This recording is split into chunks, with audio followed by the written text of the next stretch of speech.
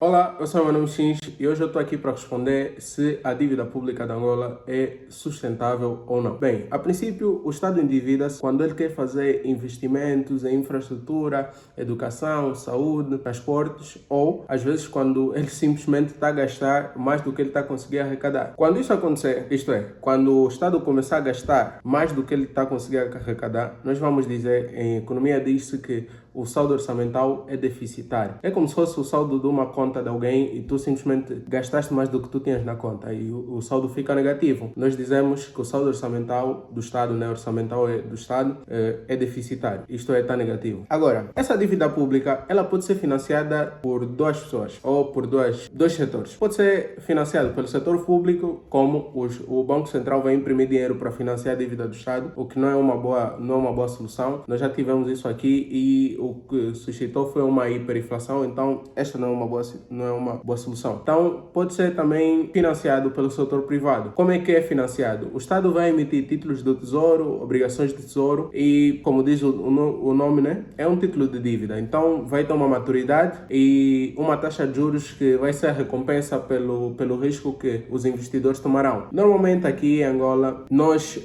emitimos títulos para os bancos, as pessoas que estão aqui dentro e também emitimos outros títulos noutros mercados, noutros continentes, no mercado de Londres, Eurobonds, para nós conseguirmos arrecadar dinheiro para fazermos as nossas despesas e realizarmos os nossos projetos. Normalmente, quando é feito isso, tem-se normalmente o nome daquilo que queres fazer ou para que se destina aquele dinheiro que foi solicitado, porque é que emitimos aqueles títulos de dívida e por aí vai. Agora, essas pessoas ou instituições que emprestam-nos dinheiro, quando elas querem investir, e qualquer pessoa, né, quando quer fazer um investimento, você tem que verificar se aquele investimento é muito ou pouco arriscado. Vale a pena emprestar dinheiro para Angola ou não vale a pena emprestar dinheiro para Angola? Se o Estado tiver a gastar muito dinheiro consecutivamente, a gastar mais dinheiro do que ele consegue arrecadar, isto é, o seu saldo está sempre deficitário, as pessoas vão começar a desconfiar que esse Estado não vai conseguir lhes pagar. Ou seja, o Estado está a fazer muito quilap, não está a conseguir pagar. Então, as pessoas vão desconfiar que o Estado já não vai pagar. Não vai lhes pagar a dívida. Então, o que é que eles fazem? A taxa de juros é a recompensa por emprestar o dinheiro. Então, se existe mais risco inerente a emprestar dinheiro a Angola, o que vai acontecer é que os investidores vão aumentar as taxas de juros. Por quê? Porque querem uma maior recompensa ao alto risco que um determinado país oferece. Então, o Estado vai ser obrigado a diminuir drasticamente o seu déficit orçamental. O que é que ele vai fazer? Ele tem duas opções.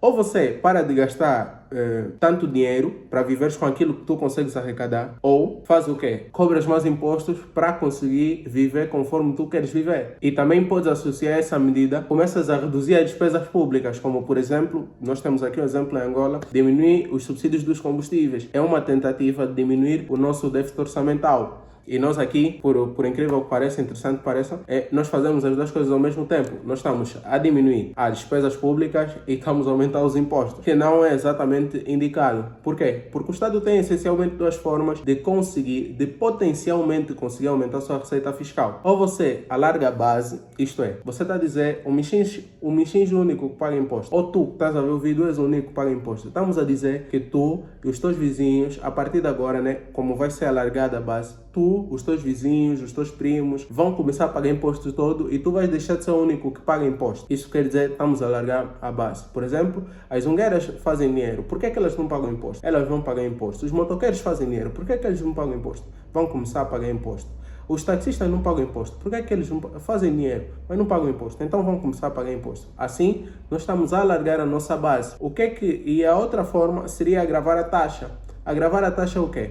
Você já paga imposto. Vamos dizer que você agora vai passar a pagar mais imposto. Então, são essas duas formas que o Estado pode aumentar a sua receita. Então, a questão fica: quando é que uma dívida é sustentável ou não? A dívida é sustentável quando você consegue pagar a dívida sem ter altos riscos de não pagar a dívida. Ou seja, você consegue cumprir com as suas obrigações financeiras sem recorrer a outros empréstimos. Agora, se você pede uma dívida, você pede um dinheiro porque você não tinha dinheiro suficiente para fazer um investimento, algum projeto, e depois tu não consegues pagar de volta a tempo essa dívida e tens que pedir outra dívida para pagar a dívida que tu já tinhas, assim estás a demonstrar que é arriscado dar-te dinheiro. quando o governo pede dinheiro, é necessário que o Estado consiga fazer esse dinheiro multiplicar-se. Ou seja, você pede dinheiro para fazer uma coisa, é importante que você consiga tornar esse dinheiro que você pediu em mais dinheiro para conseguir lidar com o custo do financiamento e continuar as suas atividades normalmente. Para que esse dinheiro seja multiplicado, o Estado tem que investir o dinheiro. O Estado tem essencialmente dois tipos de despesas. Tem as despesas correntes e tem as despesas capitais. As despesas capitais são os investimentos. Você vai fazer investimento em capital fixo, em infraestrutura, em saúde, educação. Isso é investimento, isso não é uma despesa corrente. Por quê? Porque a aplicar isso e a melhorar esses sistemas hoje, você terá retornos amanhã. Se você educar mais pessoas hoje, você amanhã vai ter mais trabalhadores. E não só, você não vai ter só pessoas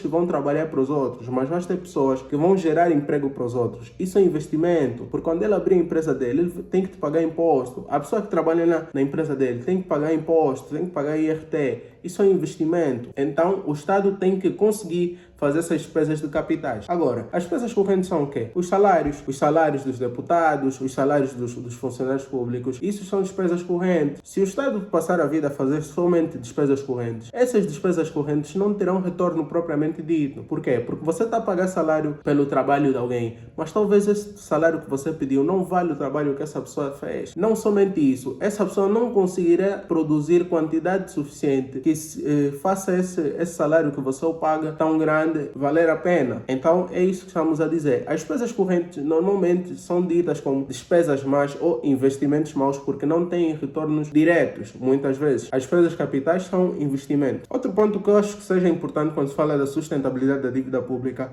é a extensão temporal da dívida. Por quê? Como eu disse, quando o Estado emite dívida, os títulos, as obrigações, eles têm períodos de maturidade. E eu acho que será melhor, ou a gestão, ou o sufoco das nossas finanças públicas, será melhor quanto maior for a extensão temporal da dívida. Isto é, você está a dizer que você pediu emprestado 10 milhões e você tem dividido em 2 anos. A base, que é os 5 milhões, porque vai ter 10 a dividir por 2, vai ser 5 milhões. Nos 2 anos tem que pagar 5.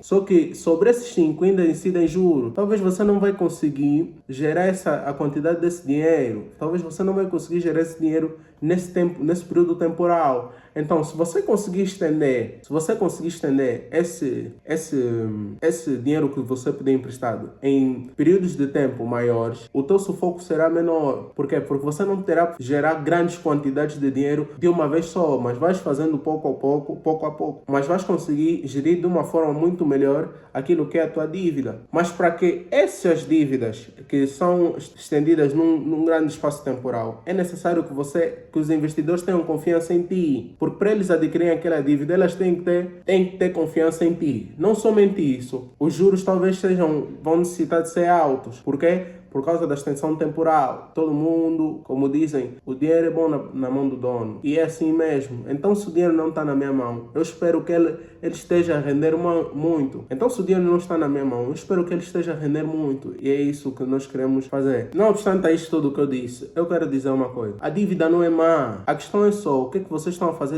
com dinheiro. Se vocês pedem dívida para o Estado, ou um determinado governo pede dívida, ou mesmo vocês, pessoas, pedem dívida, a dívida não é má. A questão é só o que você está fazendo com dinheiro. Se você está a fazer uma dívida para obter bens de consumo, carros, uma casa, é muito provável que você tenha problemas na hora de repagar esse dinheiro, porque a casa não vai te dar retornos, a não que compres uma casa para alugar, claramente. A dívida é importante e pode ser usada assim, com meios bons, para maximizar o bem-estar da população. Bem, muito obrigado por ter assistido esse vídeo. Eu sou Manuel Mexins e vemos num próximo vídeo. Muito obrigado.